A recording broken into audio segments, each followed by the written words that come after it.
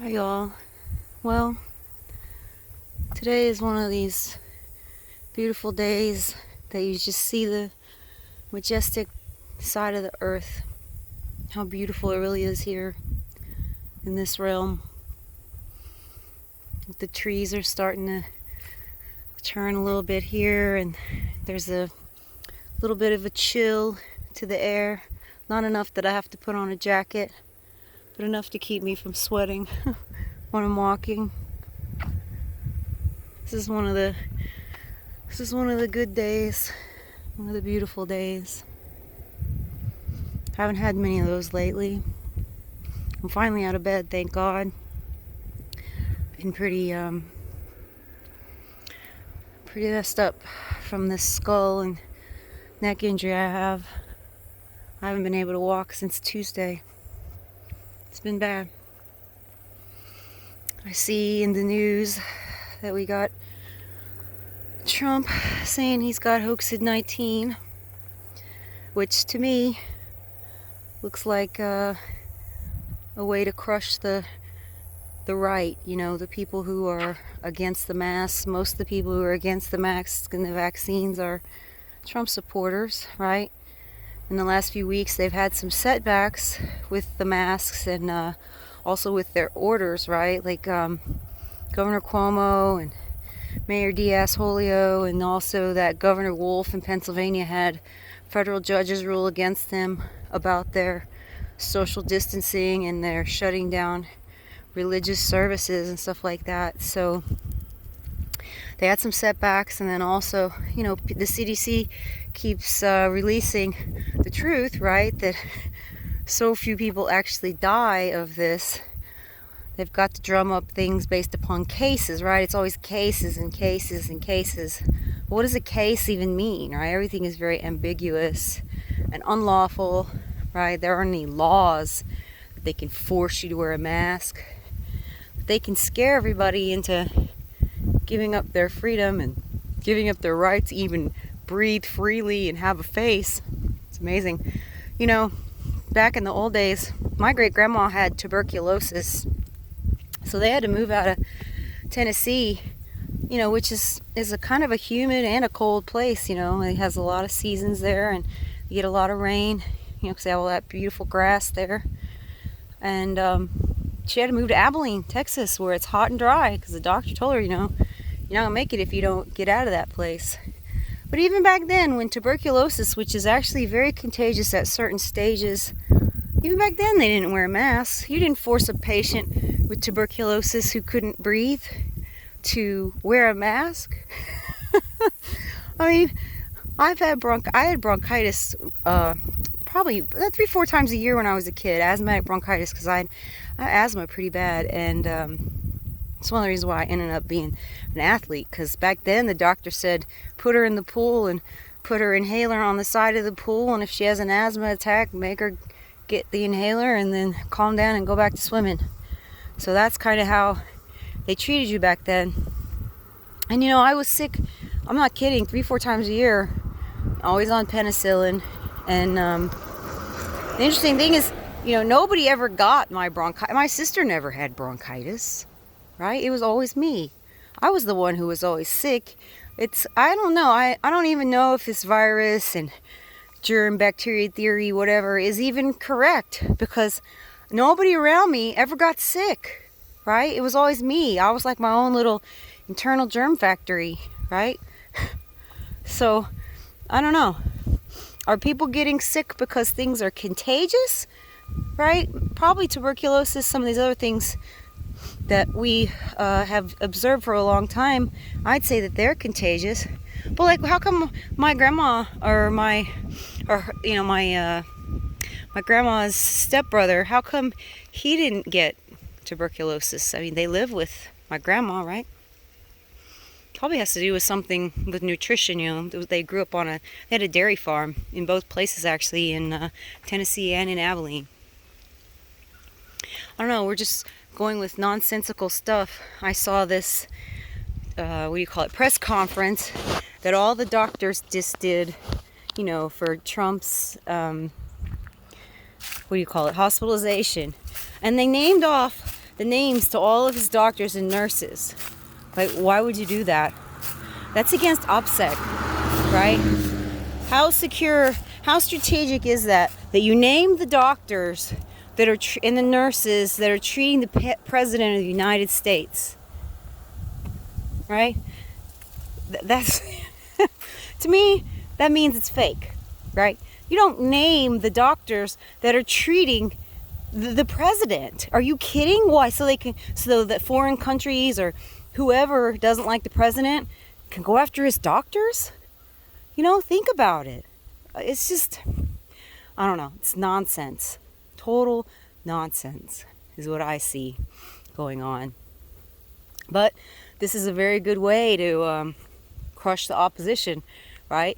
Because Trump gave money to Moderna and some other Bill Gates run vaccine companies. I think he gave them like $1.8 billion or something like that, right? And then he's on video saying that he's going to use the military in a powerful way to distribute the vaccines. Well, I don't know what else you think that means, right? Your friendly local neighborhood military invasion. Is that what we got going on? I don't know, folks. When I heard that, my heart just kind of dropped. And I mean, I knew it was going to happen because I know a lot of people think he's going to use this as a ploy to say, oh, you know, it's not that bad, and then to lift restrictions.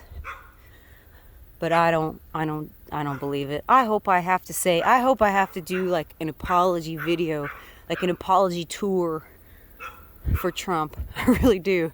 I hope that I have to go around eating humble pie until I throw up, because, you know, the alternative is pretty bad. And from what I see, you know, they're all on the same team. I mean, it was funny, I saw that, I think I put this in the video, that, you know, the vaccine czar, which the use of that word really pisses me off. Like, are you serious? This is America, not the Soviet Union, right? So when they started using that word, that, you know, Obama's health czar, I used to think to myself, oh, okay, I see what's going on here. Like, they use the language on purpose, right? Social distancing instead of medical distancing. Everything is always using language against us. And I don't know, most of us don't seem to care, I guess. So anyways, with what's going to happen, it could go a couple of ways. They could fake his assassination, right? They could say he dies of COVID-19, right? So that, I mean, that would literally close the window on all of us, right? Now you'd have such opposition and such proof that COVID-19 is virulent and deadly, that, you know, we probably never get out of this New World Order electronic control grid. Or, like I said before, you definitely say, hey, you know, this was all nonsense, I wasn't sick, it was all overblown, and that would be good for, you know, that we could maybe get out of it. But from what I've seen, right, like, why would he give $1 billion to those vaccine makers? Why would they have that Health Passport Ireland video, right? And I looked up that Rock You group, and, you know, this has been going on for a long time. You don't develop software like that to track everyone, you know, in a couple of months, right? And they even said on that ROKU, you know, it's ROKU, ROQU. They said that, you know, they're going to bring it out in Italy, America, Germany, the African continent. So this has been planned for a very long time. Just like with the Klaus Schwab's book I've been kind of going through with you guys on my series. You know, what's so great about it? You know, because they always name these things the Great Depression. Like, what the fuck is great about people not having work and starving? Who's it great for? Right? Who is it great for? Boy, isn't that a pretty meadow out there, huh? So pretty. So, I don't know, I'm just trying to enjoy the good days that I have. I don't know. It's kind of a bleak outlook I have here. Not just with my health, because, I was having a hard time before this all kicked off, right? Like, I had a good doctor, and I was seeing him every 8 weeks and getting all these injections and stuff. And by now, since January, everything's worn off. That's why I'm like bedridden now. And who knows, if we don't ever get back to the real normal, someone like me won't even be allowed to see doctors, right? The non-essentials, the useless eaters. So, I don't know. They'll have a DNR. I was reading in, actually no, I was listening to Dr. Vernon Coleman. He had a YouTube channel, and he also has a brand new YouTube channel where he was talking about the NHS and the DNRs, the do not resuscitates. They're putting on people, like anybody over age 45, I believe, in the British NHS. Now, if any of you guys are in Britain and can say that that's not true, that would be great. I would like to hear that. But I think that's what I recall him saying. It's pretty crazy. So they really mean it, I guess. The weird thing is like the Georgia Guidestones, where they tell you they want to keep humanity under 500 million perpetual balance with nature. Like, who even, who made those? And like, why are they still there? They're so creepy, It's kind of like incitement to violence, isn't it? Telling everybody that you want to kill them all off. I don't know. I don't know how these laws work, right? They obviously work against us, but not for us. I'll tell you what, Peggy Hall's been doing a good job with her channel there on YouTube. I noticed. I actually was in a meetup for Texas this week, an online thing, so that we could meet other people who, have a brain and see the tyranny for what it is. And that's a pretty good thing to do. Meetup.com. You can find the Healthy American and then dash whatever your state is. So like mine was the Healthy American dash Texas. So you go there and just sign up so you can meet other people. Because I'm lucky that my mom sees that this is nonsense and that I'm with her. But like my sister doesn't. She believes what the doctors she works with say, kind of thing. Everybody believes what the authorities say. It's pretty sad what they're doing to children in school now, making them wear masks and just treating them worse than prisoners. It's actually worse than prison, where you can't even talk to anyone. You can't be near anyone. That's crazy. I don't even know. The psychological ramifications to what they're doing to children are going to be far worse than even if this were true. Like, even if half of everybody who ever got COVID-19 died of it, right? If you had that many deaths, the psychological ramifications of being closed off and restricted and unable to breathe, like your whole life. These poor children, it's just, and then being frightened, right? Like, everybody's frightened. Like, the fear is, like, palpable a lot of places, especially when you see a lot of mastards around, right? Boy, it's pretty here. Probably trespassing, but oh well. Hope they won't mind. I'm not doing anything. It's pretty out here. Pretty place.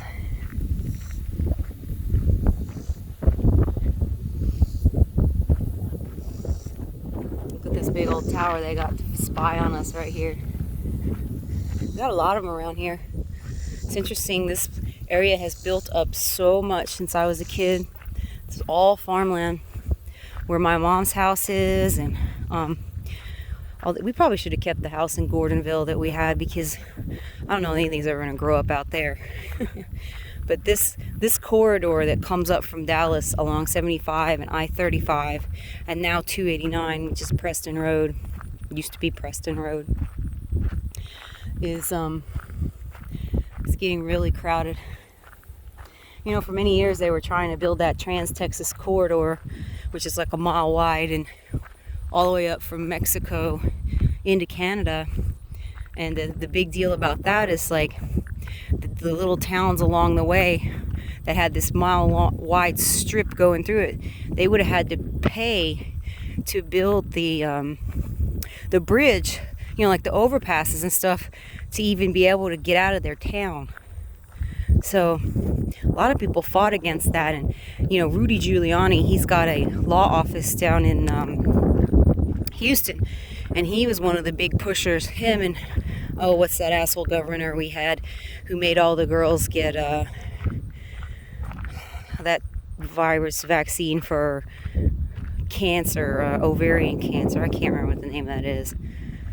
God, that guy was a jerk. Lots of girls got sick from that too. And there'll be a lot of girls, this was maybe 10 years ago, there'll be a lot of girls that are infertile because of it. You won't be able to track it now, will you? God, this is nice out here. This reminds me of, this is like, we have land down in South Maid, and this kind of reminds me of it, this area here. South Maid's, I don't know, maybe 25 miles from here. We had a farm here in Sherman, and we have a farm in South Maid. My family, we had Angus cattle when I was a kid. You know, things have been going crazy since even then, like in the 1980s. They were always trying to tax my grandparents out of our farms. So what happens, the game is the appraiser comes by every year and appraises your land higher no matter what. Just arbitrarily, it's worth more. So the more your land is worth, the more money you got to make to pay the taxes. And we were paying about $10,000 a year back then, which is a lot in the 1980s, right? And then we had like 50 head of cattle. We were lucky to break even on a lot of the days, a lot of the years, just because of how much the taxes were. And, you know, if you declare your land a farm, there's like all these laws. You have to be doing this and that on them. And like if you don't have cattle out there, well, then you better make sure you rent it out to someone who's gonna farm it. But you don't get much for renting it out, maybe $500 a year or something like that. You don't get much. Nobody that's a farmer, unless you're one of the rich mega industrial people, is making any money. And that's on purpose, right? These big agri corporations, they get tax breaks. Look at this thing. They get tax breaks. I don't know if you can zoom in on that.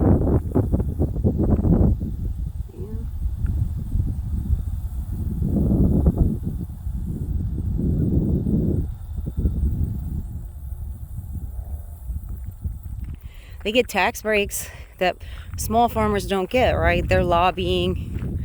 And all of these rules that they have about cooking the milk, you know, pasteurization, has nothing to do with your safety. It has to do with the fact that the FDA and inspectors, USDA inspectors, they don't have the ability to inspect a 50,000 cow farm, right? 50,000 cow dairy farm. So they decide, and so they're milking sick cows is what they're doing. I'm going to turn around because I don't want to get too tired. I don't want to push my luck since I've been bedridden the last few days. It's weird, like this, I call it like an attack. This skull pain comes, and I mean, it's like I've been hit in the back of the head with a baseball bat, and you could even see it in my eyes. I was like laying in bed and crying yesterday, wishing it was all over. And then today, I don't know, I was afraid to get out of bed because sometimes if I'm just lying down, like I feel kind of okay, and then when I get up, it's like, oh my God. So thank God for today. Thank God for the little things. Oh, I forget what I was saying. Oh, okay. So actually Frank Tufano just said on his channel that there was a farmer that he's going to look at his land in Pennsylvania, was saying that there's a big cattle farm going in Kansas that's 50,000 dairy cows. They're going to be all on concrete, and that's what these laws for pasteurization were about. right? Because these big dairies, they want to be able to milk sick cows, and they want to have a product that is shelf stable. So when you look at this ultra heat treated milk, UHT milk, if you actually look into the process of that, they're like steam heating it to the point where it becomes a vapor and then letting it condense on a wall and coming down. There's a couple different things they do with it. And that used to be Parmalat. That was Parmalat's procedure from Italy. And I know about this because I was in the Army and they used to give us Parmalat milk with the MREs. When you're deployed and stuff. It tastes crazy because it tastes dead. But now they have this UHT milk, Horizon and all that, and they're lying to you. Like, they have it in the dairy case and it doesn't even need to be refrigerated, right? It's completely dead. And that's what they did. They took away the local dairy. So it used to be like and just in one generation, my mom was born in 1940, and they used to have milk delivered to their house. My mom, there were 5 of them. So my grandma had 5 kids to feed, grandma and granddad. And they used to get fresh milk brought to the door every day, and, in glass bottles, and you would take it and drink it, and then you wash them out and you put the bottles back on the door, right? And then the next day they come by with their horse-drawn wagon and they pick up the milk bottles and leave you some more, right? That's how things used to work. And then these corporations that hate us tell us how we're ruining the earth, and it's us with this and that. No, it's them. Who invented plastic milk jugs? Who invented these cartons? They did, right? They did. They wanted to take control. Same thing with eggs, They're the people who created the chicken concentration camps when everybody just used to have a few chickens in their backyard, and if you didn't, well, then you paid for some eggs from someone else, because most of the time you get so many eggs you can't even eat them all, right? Like my neighbors, when I was a kid, they had chickens, and it was like the best day in the world when I would get to come over and help when they'd slaughter a couple of chickens, and we'd get all the eggs and fry them up. Oh my God, yum. It was amazing.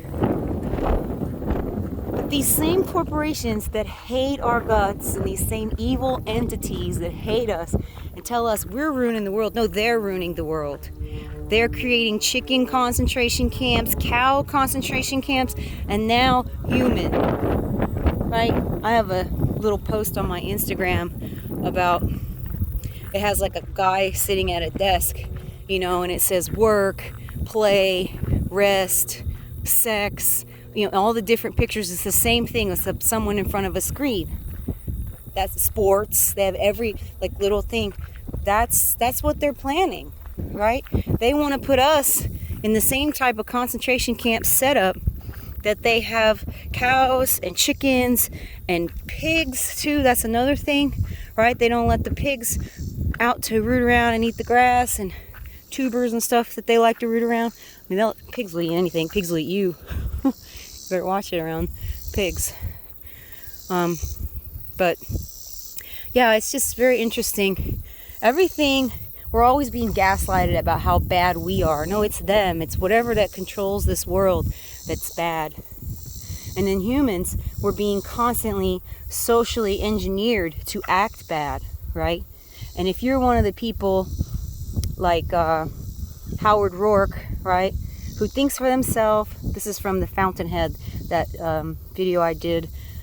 If you're one of the people that thinks for yourself and you're an individual, you were always outcast. And it's the same thing with schools. That's why they invented schools like they have, right?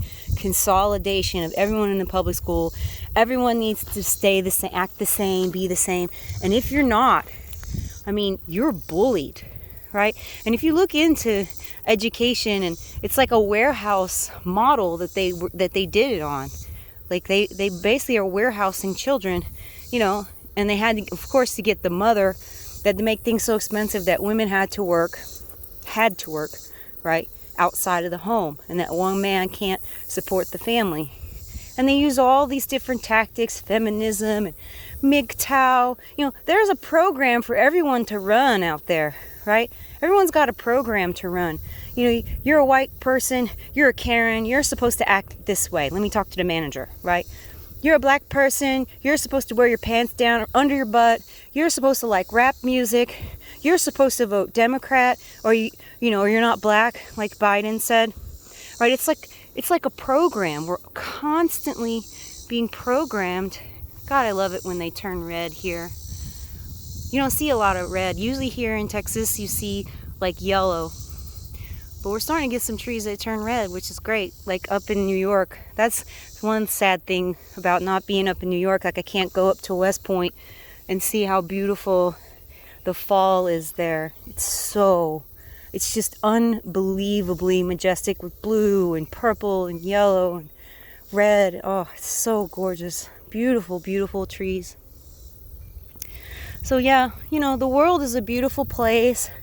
And I think without all of this nonsense intervention from whatever rules this world, whatever entity this is, I think the humans would probably be pretty good as well.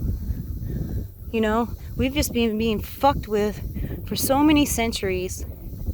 I don't even know if they just created us on purpose to fuck with, right? Like some of the people say, the archons and, like the Bible, it tells you how God created man and that sort of thing. Like, did they just create us in order to torture us like we are their cattle? Or are they some sort of, I don't know, quote unquote alien invader? I don't know that I even believe in space. These are pretty, aren't they?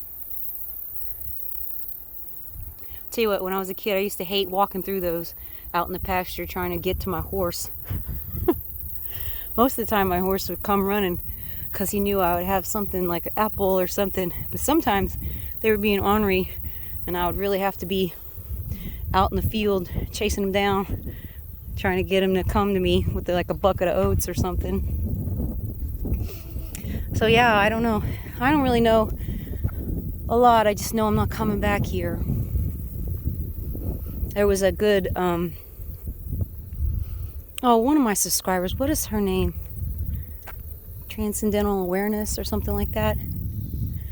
She posted a good meme from, I believe it's Star Trek. It was like a video yesterday. And it shows this one girl, quote unquote, refusing to basically go into this matrix with this being. And she tells him, if you could make me, you would have done it. Right? And that's kind of true. Like, if they could force us to do what they want, they would have done it. But what they do in all cases is use other people in fear against us to shepherd us into whatever role that they want us to play. And then they put on this huge world theater, right? That they, like they did with that press conference. I mean, it's just so predictable. It is kind of interesting, though. I just don't know how you win besides... Maybe it's just an individual thing here, right? It's like every soul for himself. And if you find like souls, then, you guys can try to make a little community yourself. But maybe it's just everybody has the choice to be an individual or go with the herd. And going with the herd, in the long run, it ends up hurting, because you avoid pain in the short term. But if you're an individual, you can always be like Frank, and say, I did it my way, kind of thing, right? I mean, that's maybe what you're supposed to do, huh? All right, well, I've been rambling long enough. Y'all have a good day. Bye.